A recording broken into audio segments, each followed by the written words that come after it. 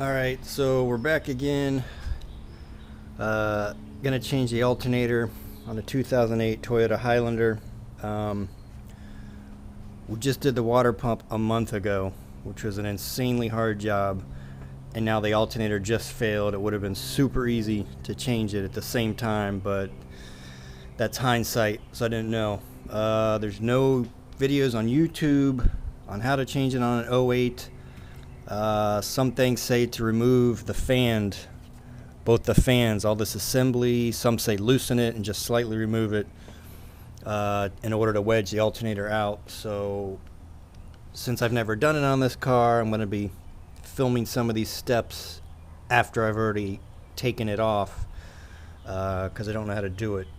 But so this is a 2008 Toyota Highlander, changing the alternator, about 184,000 miles I think now on it.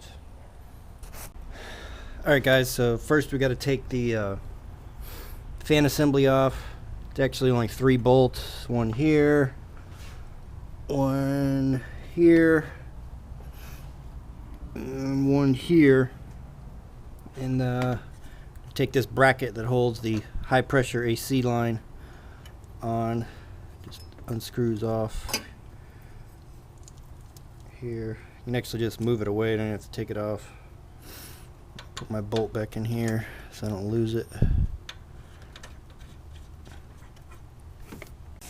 Okay, next we're gonna remove the intake hose. There's looks like 3 bolts in order to shift the fan assembly over, and we're gonna remove the upper radiator hose. Okay, remove this other radiator hose. Remove this radiator hose. You're gonna have fluid that leaks out. Have a pan underneath for the dripping, or drain your radiator. You're still gonna have dripping even if you drain the radiator, but we took this radiator hose. We're getting the first bolt out. I've disconnected the 2 electrical terminals.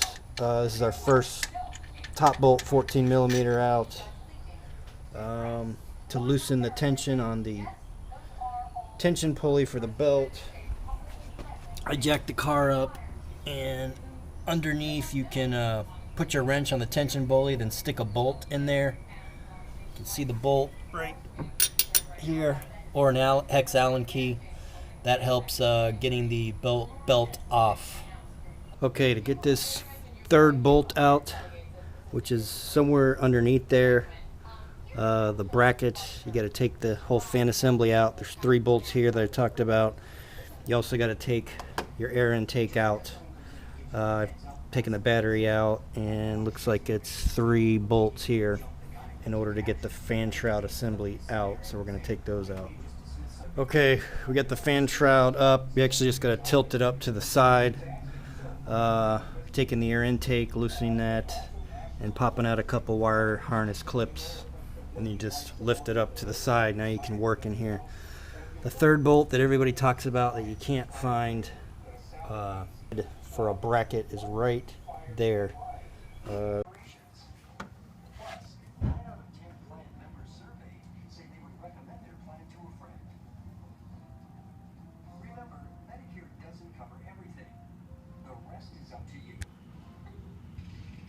Let me get my flashlight. See my socket?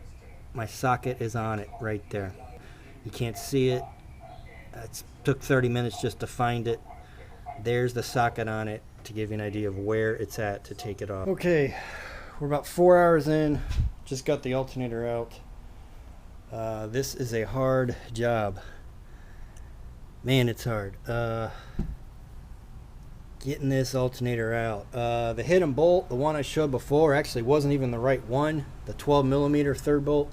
There's one right below that. There's 2 12 millimeter nuts right on top of each other. It's the lower one, and that goes right here.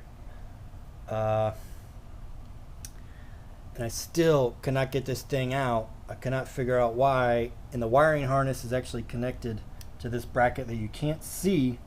I was pulling and pulling and pulling, thinking there was another nut, but it actually just broke, and then it came free, and you can barely get it to fit from your high pressure AC line You have to twist and turn and twist and turn about 30 minutes just to lift the alternator out with the free bolts. So we're going to put it back in, see how it goes.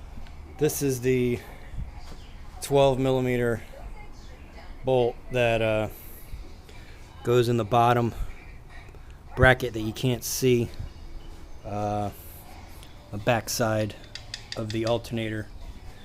Anyways, that's it. If you take out a nut, what somebody else says was the bracket, that's to something else. You got to take out this screw that you can't see. So new alternator is in. We just got to put in the bolts back on. I got one bolt in so far. I'm going to try to put this bolt in for the bracket. So while fixing the car, this guy showed up in my garage. This lizard. I don't know what it is. Oh great, now he's going to go in our garage. Now he's underneath the car. He's like one of those flying dragon lizards or something. Get out of here. No, don't go in the garage. You gotta go back out. Be used to people. Alright, so we got the alternator back in, radiator hose on, got all the bolts, electrical connections on. Now we're gonna put the fan shroud back in. Okay guys, we got it all back together. Car's running, alternator's running, everything looks good. Just remember to put radiator fluid back in that leaked out. You gotta put the radiator fluid back in, top it off. But we got all the intakes in, the batteries back in. One thing to note, when you take this radiator hose off, the radiator fluid spills out and went right onto my O2 sensor here. And when I started it up, it started knocking like crazy and smoking out of the O2 sensor. But that's just because radiator fluid and water got inside the O2 sensor. So I dried it off, let it sit for 10 minutes, and it's running fine now. A way to check your alternator to make sure it works, and if you have a defective alternator, is just get a voltmeter. And so we're at almost 14. And that's how you replace a 2008 Toyota Highlander, the alternator. Everything works. Good luck.